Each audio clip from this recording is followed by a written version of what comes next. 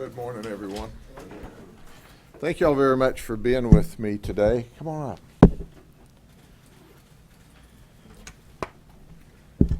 You know, I took the identification of my colleagues here and then I walked off and left it. But we've got the warden from Department of Corrections and the inspectors from the IG's office with me today because we've worked together on what I consider a significant investigation. So I'm going to provide you a lot of information, and I'm going to talk about our partnership. And quite frankly, our partnership with the warden and the Department of Corrections and the Inspector General's office and these inspectors that are here today and my undercover detectives was remarkable. And as a result of that, we investigated successfully and have arrested 3 Department of corrections officers for corruption. And what I want to talk to you about today is the fact that Department of Corrections has 24,000 employees. The vast majority of them work very hard, and they're honest, and they're ethical, and they're moral.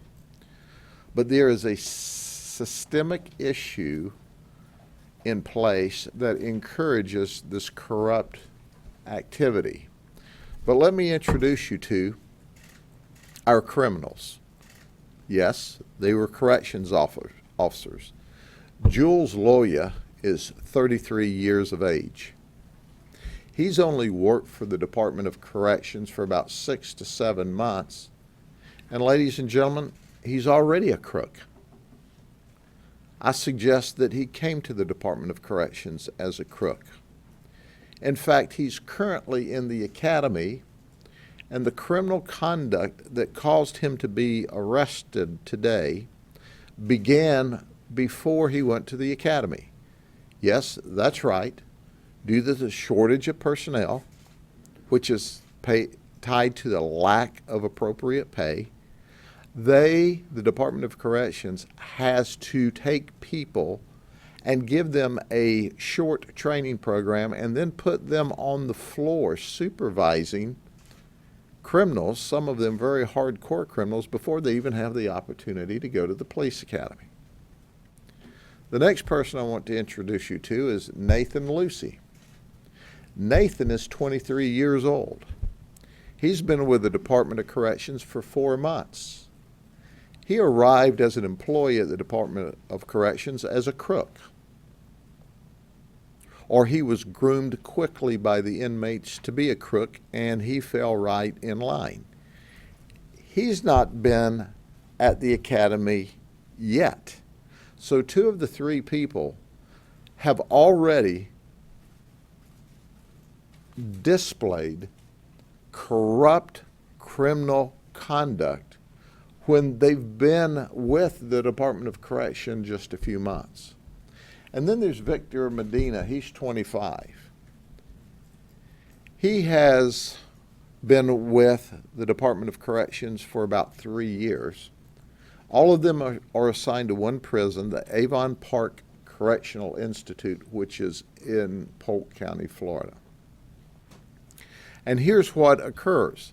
In this environment, cash, cell phones, cigarettes, contraband are welcomed.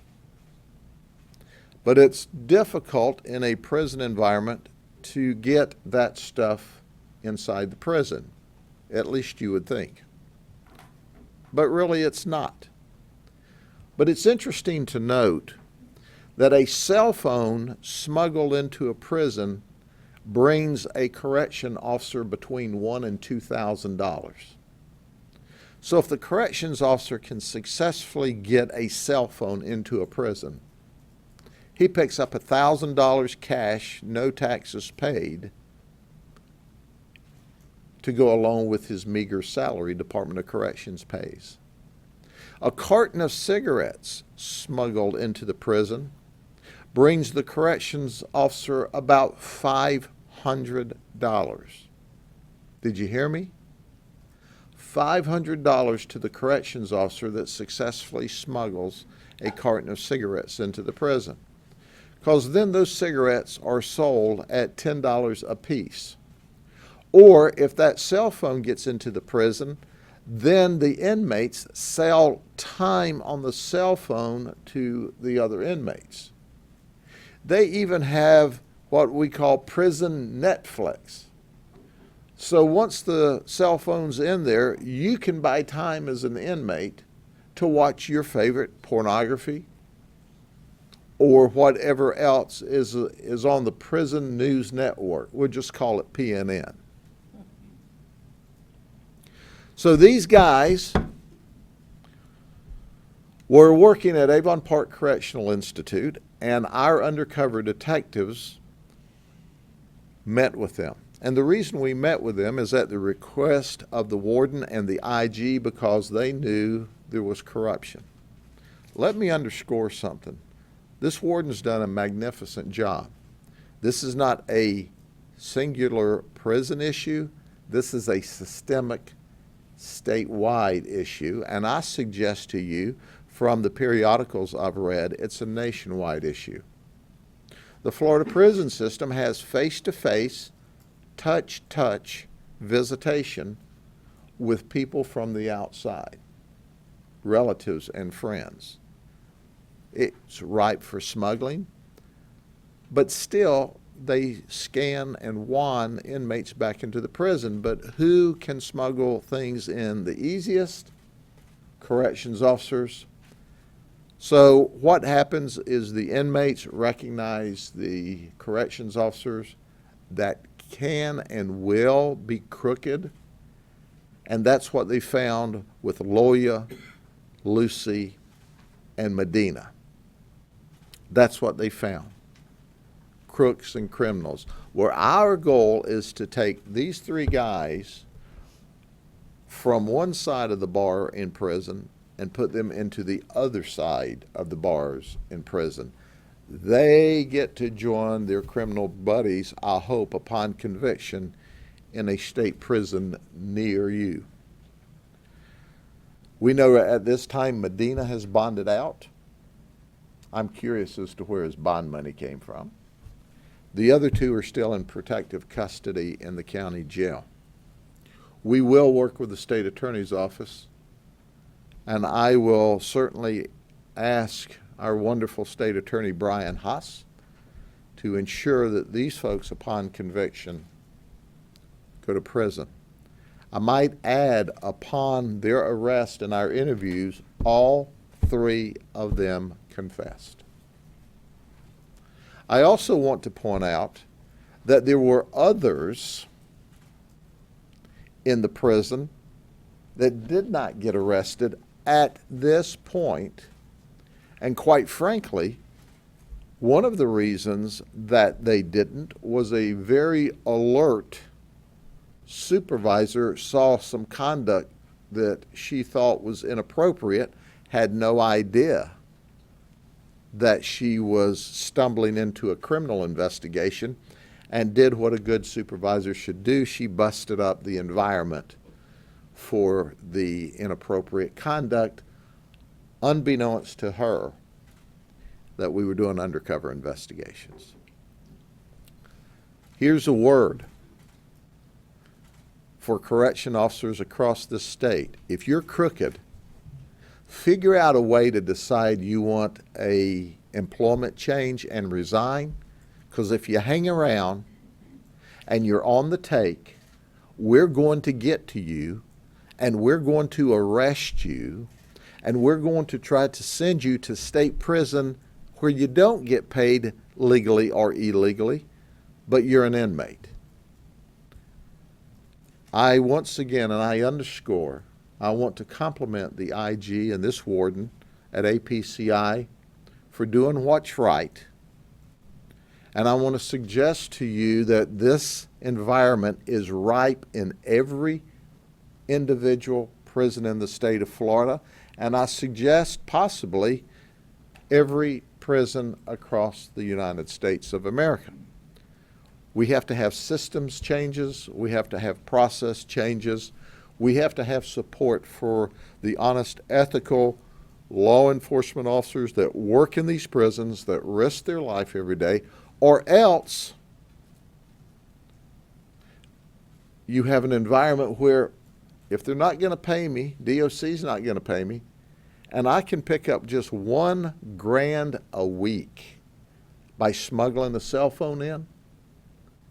Gosh, you figure that out, that's an extra $52,000. Well, I'm going to have a couple weeks vacation. That's an extra $50,000 cold cash a year into my pocket. Or I can get cigarettes in, because there is an underground criminal. I know it's a shock. It's a total shock to everybody. There's underground criminal conduct occurring in the prison with the criminals locked up, and unfortunately, there's enough crooked corrections officers to make the rest of the hard-working correction officers look bad. So there you go.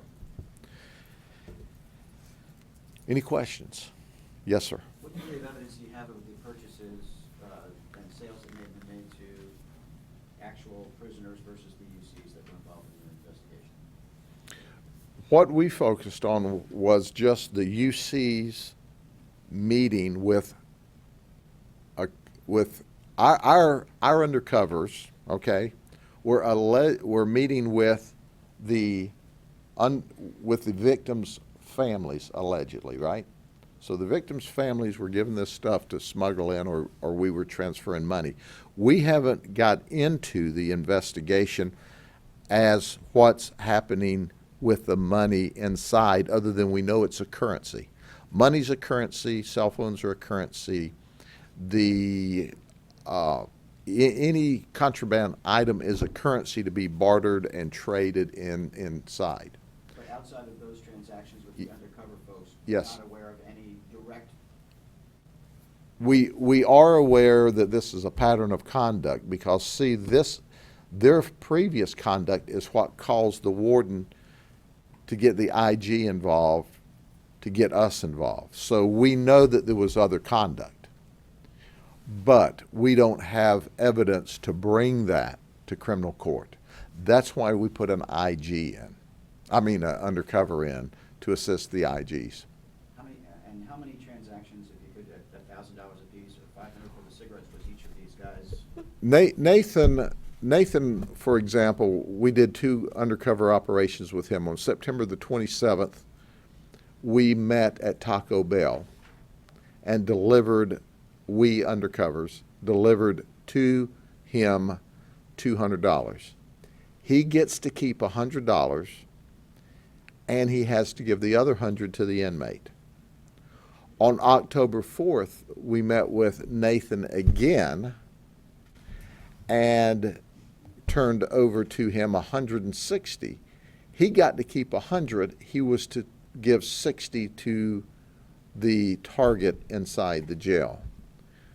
Jules, we met with him at the Dollar General, and we turned over to him $400 cash, cigarettes, and 2 Sims cards, and he was to keep $250 and deliver $150 inside the facility.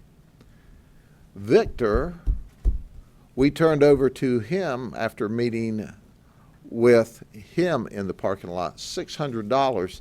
He was to get to keep $300 and had to turn $300 over to the inmate inside the facility. So you can see there's huge amounts of money. And folks, except for the fact that we had this lieutenant that spotted this conduct and did what they should, we don't know how many corrections officers we could have ultimately wrapped up in this. We do know there were more, and we do know that there are investigations still underway. And we do know that and suspect that the system as it is today in all prisons are ripe for corruption because of the criminals are trying to create a bartering system on the inside, and they are, where there's businessmen and then there's consumers of goods. And they're making a lot of money inside the walls of the prisons as well. So they were arrested, basically because they agreed to accept this money and to take the rest of it and send it into the prison? And they took it into the prisons, or attempted to take it into the prisons. They found it on them when they got into the prison? We found or either confirmed the serial numbers or a combination of that it got inside the prison. It's difficult, and this is to the advantage of the criminals, it's difficult to trace the stuff once it gets in the criminal system in the prisons. But yes, we documented and got confessions of them introducing the contraband.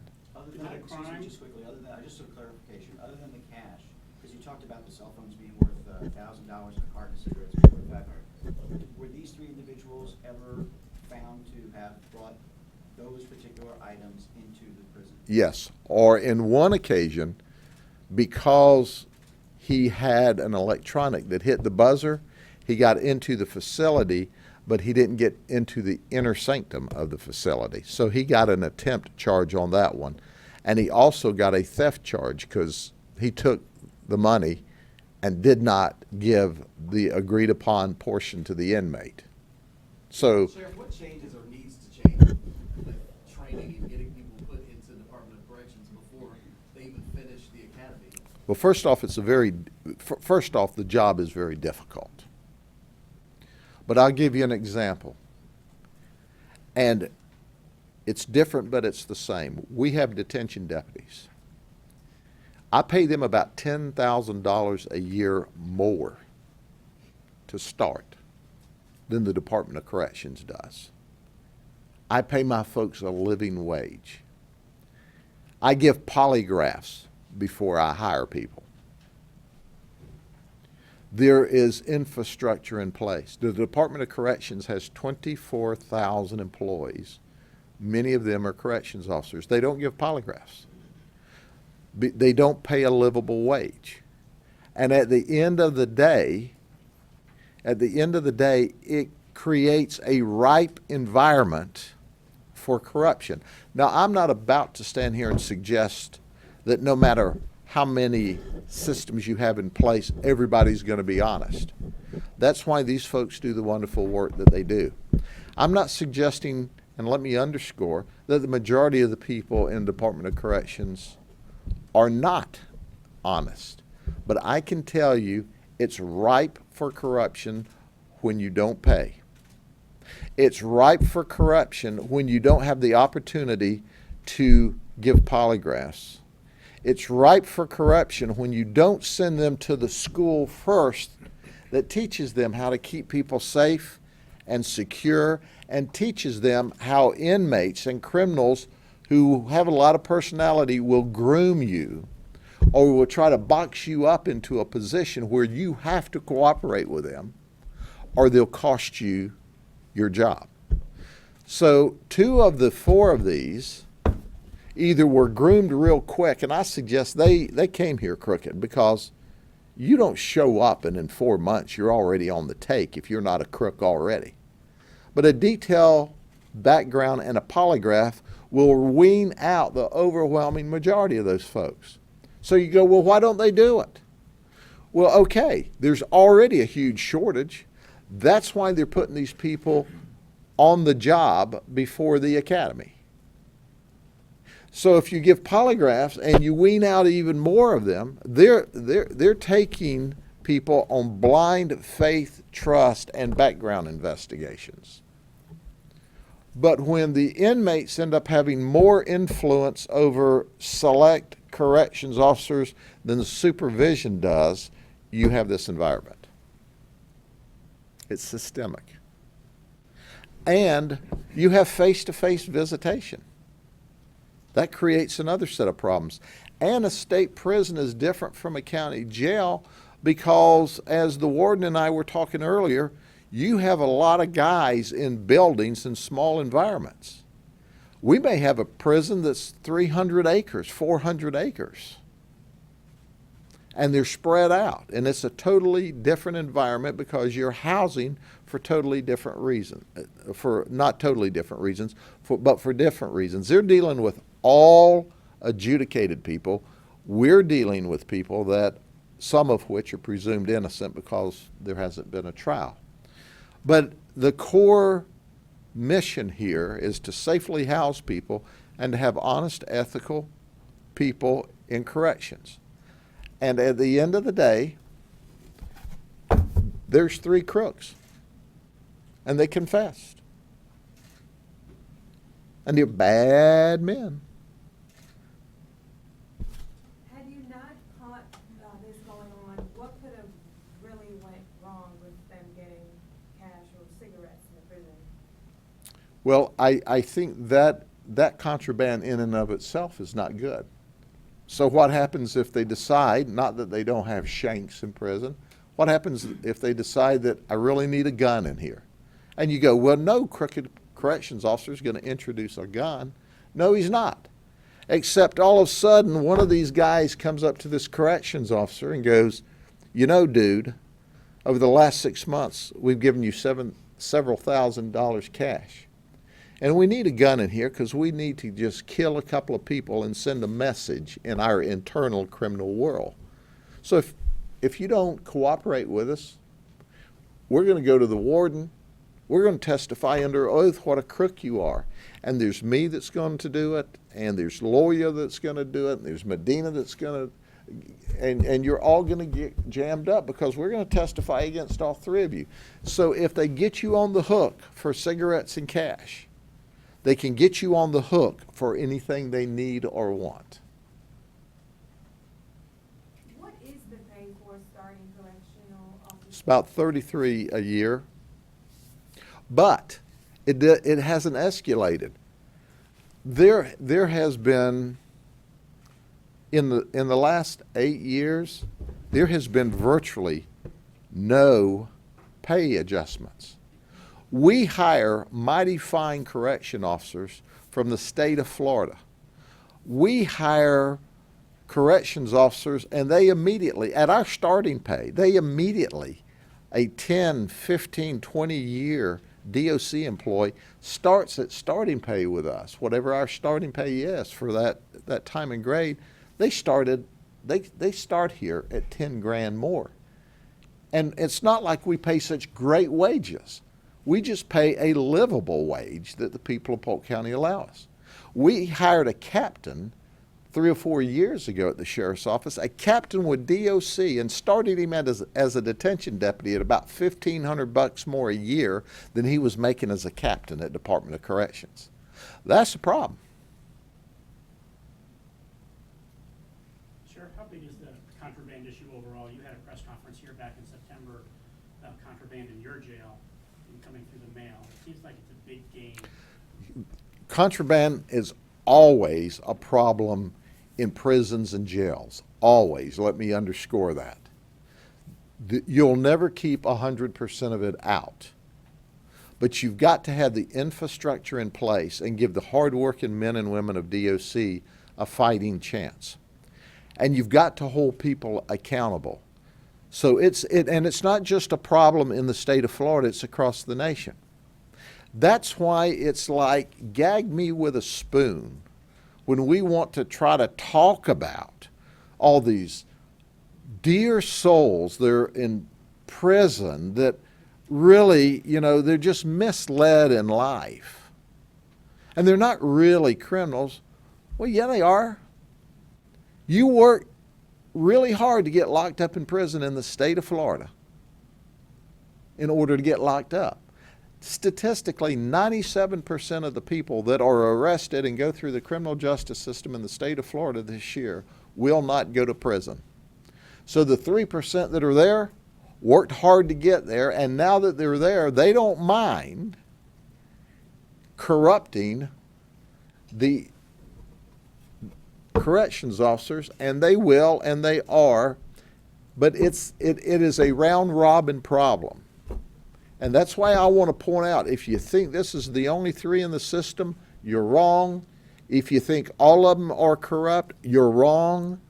But I appreciate the aggressive conduct by this warden and this IG on behalf of DOC to crack down, and there's more to come. So if you've been a crook in DOC, resign if you're smart, or hang around, and my detectives will be there to see you with a warrant eventually. Sure.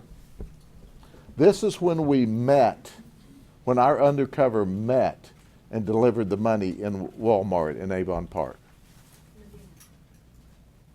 with Medina. This is the Medina case. Is he wearing his DOC uniform at the time, or DOC shirt? He had it in the car. He's just got a T-shirt on right now.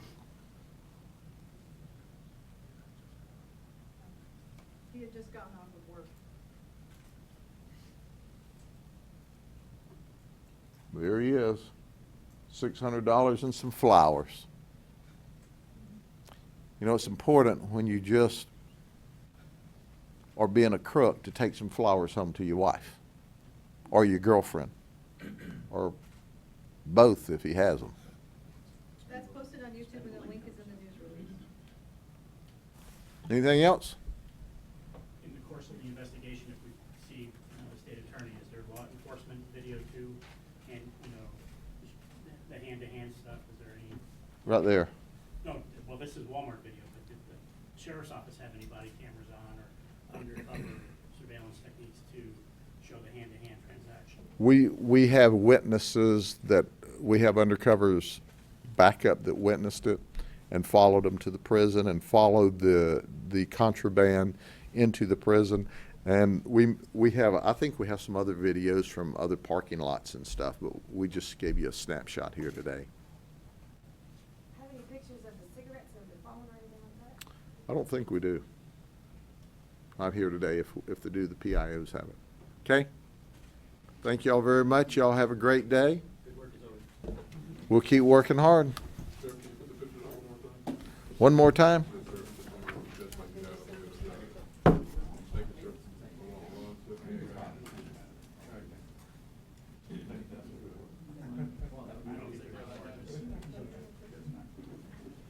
Criminal 1, criminal 2, criminal 3.